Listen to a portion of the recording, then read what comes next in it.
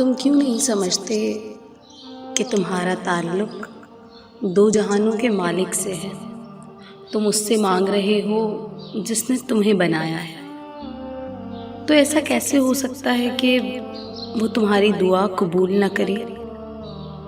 دعائیں قبول ہوتی ہیں اور تمہاری بھی قبول ہو جائے گی وقت آنے پر۔ جب اللہ کسی کو پسند کرتا ہے تو اسے خوب آزماتا ہے۔ ایسا بھی تو ہو سکتا ہے کہ ابھی اللہ تمہیں آزما رہا ہو، اور آزمائش تو ہوتی ہی اسی چیز سے ہے جو انسان کو جان سے بھی زیادہ عزیز ہو، جسے وہ کھونے سے ڈرتا ہو۔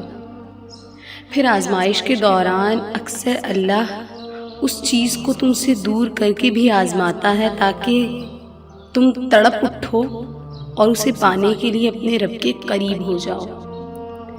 اللہ اس چیز کو دور کر کے ڈراتا ہے اور دیکھتا ہے کہ کیا اب بھی میرا بندہ مجھ پر یقین رکھتا ہے، اب بھی مانگتا ہے۔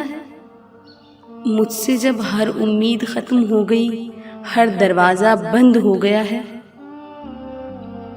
اور پھر جس کے دل میں تڑپ ہوتی ہے، جو صبر والا ہوتا ہے، توکل والا ہوتا ہے، وہ امید نہیں چھوڑتا، وہ مسلسل یقین سے مانگتا رہتا ہے، روتا ہے، پھر کبھی نا امید نہیں ہوتا۔ پھر اللہ اپنے ایسے بندے کو کیسے خالی ہاتھ اور تڑپتا ہوا چھوڑ سکتا ہے، جس نے ہر حال میں بھروسہ رکھا ہو، کبھی نا امید نہ ہوا ہو اور دعا جاری رکھی ہو۔ اللہ پھر اپنے ایسے بندوں کی چاہت کو ان کا مقدر بنا دیتا ہے۔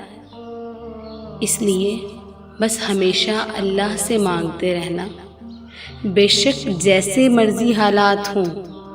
اگر تمہاری چاہت تم سے دور بھی ہو جائے تو بھی نا امید مت ہونا، کیونکہ ہمارا مالک ہر چیز پر قادر ہے، اور یہ آزمائش کا حصہ بھی ہو سکتا ہے۔ شیطان دل میں وسوسے ڈالے گا، مگر تم اپنا یقین ہمیشہ قائم رکھنا، کیونکہ وسیلہ ہمارے رب نے بنانا ہے، لوگوں نے نہیں۔